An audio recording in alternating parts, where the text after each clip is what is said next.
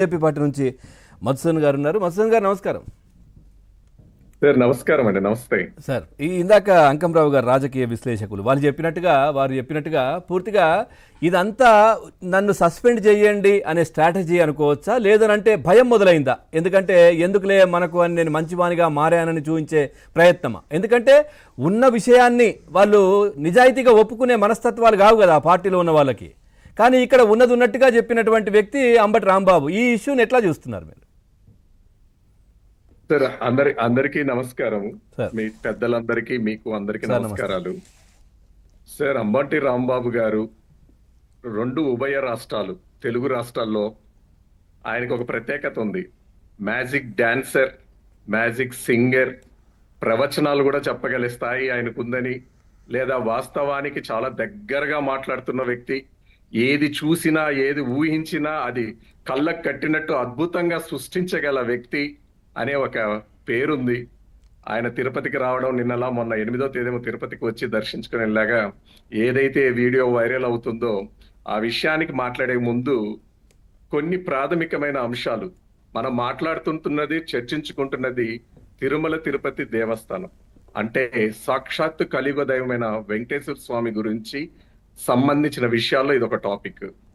ముఖ్యంగా మనము అందరికీ తెలిసిన విషయమే, ప్రపంచ దేశాల్లో ఆధ్యాత్మిక క్షేత్రం నిలువెత్తు సాక్షాత్కారం అంటే ఎక్కడ ఎన్ని దేవాలయాలు ఉన్నా అవన్నీ అంటే మనుషుల ద్వారానో, ఋషుల ద్వారానో, తపస్సుల ద్వారానో సృష్టించబడినటివి.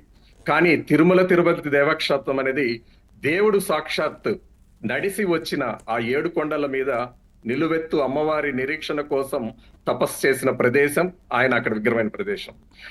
ఇది మనము తెలిసి స్వతంత్రం రాకముందు, దాని ముందు బ్రిటిష్ వాళ్ళు, దానికి ముందు రాజులు, యుద్ధాలు, ఎన్నో యుగాలు భారత ఖండంలో ఉంటే ఎవరు కూడా అలిపిరి బార్డర్ అంటే ఆ కింద మెట్ల స్థాయి దగ్గరికి వచ్చారే గాని, అలెగ్జాండర్ గారి నుంచి మనకు తెలిసి ఎంతో మంది దేశాన్ని జయయాత్రలో జయించిన వాళ్ళు గాని, టిప్పు సుల్తాన్ గాని, ఔరంగజేబు స్థాయి వాళ్ళు గాని, ఆ కింది స్థాయి వాళ్ళు గాని ఎవరొచ్చినా ఆ క్షేత్రంలో అడుగు పెట్టాలన్నా లేదా ఆ క్షేత్రం జోలికి పోవాలన్నా మరి ఏ శక్తి ఆపుతుందో, ఏ డివైన్ పవర్ అక్కడ అష్టదిక్పాలకులుగా ఉన్నారో, పంచభూతాల సాక్షిగా అక్కడ నిలవెత్తున ఉందో ఒక సామాన్యమైన భక్తుడికి మాత్రమే అర్థమవుతుంది. ఈ రాజకీయ పార్టీలు గాని, రాజకీయ నాయకులు గాని ఇప్పుడున్నటువంటి ఈ కుళ్ళు కుతంత్రాలు వాళ్ళ స్వార్థం కోసము ఈ టీటీడీ దేవస్థానం గురించి మాట్లాడే అర్హత ఉందా లేదా అనేది కూడా ఆలోచించుకోవాల్సిన అవసరం ఉంది. కాకపోతే మనం ప్రజాస్వామ్య దేశంలో ఉన్నాం. మనం ఒక రాజ్యాంగబద్ధమైన కాన్స్టిట్యూషన్ వ్యవస్థలో మన దేశం నడుస్తుంది. ఆ కాన్స్టిట్యూషన్ అనేది కూడా ఆశా తమాషా కాదు. డాక్టర్ బాబాసాహెబ్ అంబేద్కర్ గారు ప్రపంచ దేశాలన్నీ కూడా మెచ్చుకునే స్థాయిలో పటిష్టమైన రాజ్యాంగాన్ని ఈ రోజు భారతదేశానికి ఇవ్వడం జరిగింది. ఇది ఎందుకు చెప్తున్నానంటే ఇది లింక్. ఎందుకంటే ఇక్కడ ఉన్నటువంటి దేవస్థానాలు అన్నిట్లో కూడా తిరుమల తిరుపతి దేవస్థానానికి అంత పవిత్రమైన దేవస్థానంలో ఎన్నో రాజకీయ పార్టీలు అంటే కేంద్ర ప్రభుత్వ స్థాయిలో గాని, రాష్ట్ర ప్రభుత్వ స్థాయిలో గాని, ఈ తెలుగు రాష్ట్రాల్లో రాజకీయ పార్టీల్లో ప్రధానమంత్రులు గాని, ముఖ్యమంత్రులు గాని, రాష్ట్రపతి స్థాయి వాళ్ళు కూడా ఎన్నోసార్లు ఆ స్వామిని దర్శించడం జరిగింది. ఎంత పవిత్రంగా మాట్లాడారో, దాని గురించి ప్రజలకి ఎలాంటి సందేశాలు ఇవ్వాలో వాళ్ళని చూసి తెలుసుకుంటే కొంచెమైనా బుద్ధి వస్తుంది. రెండోది, ఇక్కడ ఉన్నటువంటి పరిపాలనలో అంటే ఇది మన ఆంధ్ర రాష్ట్రానికి చెందుతుంది కాబట్టి ఇక్కడ ఉన్నటువంటి గతంలో ముఖ్యమంత్రుల స్థాయిల గురించి వీళ్ళ గురించి నేను ఇప్పుడు మాట్లాడదలుచుకోలేదు. అతి దగ్గరగా ఉన్న వైసీపీ అంటే గత ప్రభుత్వం, ఈ ప్రభుత్వం వచ్చి 18 నెలలు అయింది కాబట్టి గత ప్రభుత్వంలో ఏదైతే జరిగాయో. హలో, వింటున్నాం సార్, ఉన్నారా? మాట్లాడండి. వింటున్నారా? రైట్. నాకు లైన్ కట్ అయినట్టు. లేదు. గత ప్రభుత్వంలో ఆ ట్రస్ట్ బోర్డుని ఎలా అవమానించారు అంటే మొత్తం entire system it is not a sir. నిజమే, మీరు అన్నది కూడా అక్కడ ఏ విధంగా ఉంది, ఎట్లా ఉంది, నిజంగా అది అందరికీ ఆ దేవుని గురించి కావచ్చు, ఇవన్నీ కూడా అందరికి తెలిసిన విషయమే. అది ఓకే. నేను పాయింట్ లోకి వస్తున్నాను. ఎందుకు చెప్తున్నానంటే ఆ తిరుమల తిరుపతి దేవస్థానం ట్రస్ట్ బోర్డు లో ఒక చైర్మన్ స్థాయిలో కూర్చున్నాడంటే అతనికి దేవుడికి ఒక ప్రథమ స్థానం, నెంబర్ 1. అంటే ఏ స్థాయి వ్యక్తులను అక్కడ అపాయింట్ చేయాలి, వాళ్ళకున్న బ్యాక్గ్రౌండ్ ఏంటి, వాళ్ళకున్న ఆధ్యాత్మికమైన చింతన ఏంటి, వాళ్ళకున్న భక్తి ఏంటి, గతంలో వాళ్ళ కుటుంబం పరంపరలో ఎంత మాత్రం ఆ తిరుమల క్షేత్రాన్ని దర్శించారు అనేది కూడా ఈ రాజకీయ నాయకులు గతంలో వైసీపీ వాళ్ళు ఏ మాత్రం ఆలోచించకుండా దానికి ఒక నిబంధనలు ఉన్నాయి. ఏది ట్రస్ట్ కి ఎంతమంది సభ్యులు ఉండాలి, ఎంతమంది దానికి చైర్మన్లు కానీ, ఇవంతా అవన్నీ పక్కన పెట్టి కౌరవ మహాసభ అన్నట్టు గత ప్రభుత్వము దగ్గర 42 నుంచి 50 మంది దాకా వేశారు టీటీడీ బోర్డు మెంబర్ని.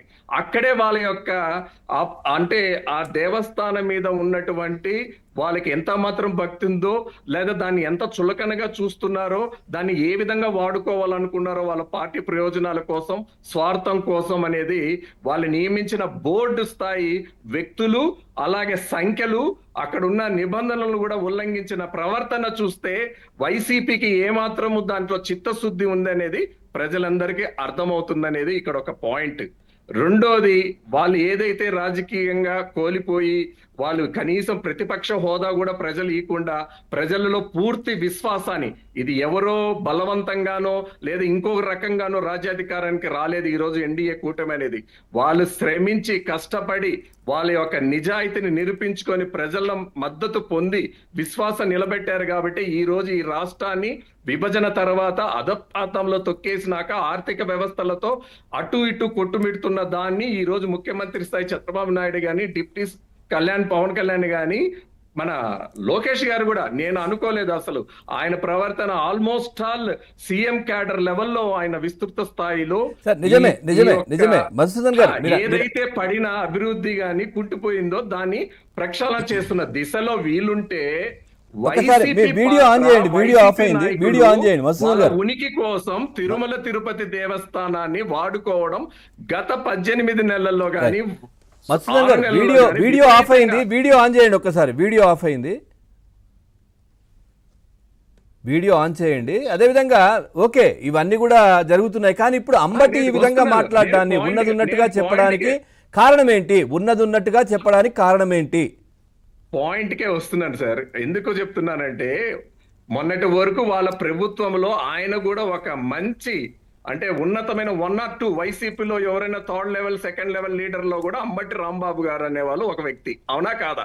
ఇది అందరికీ తెలిసిన విషయమే. అన్ని విషయాల్లో కూడా ఆయనకు ఒక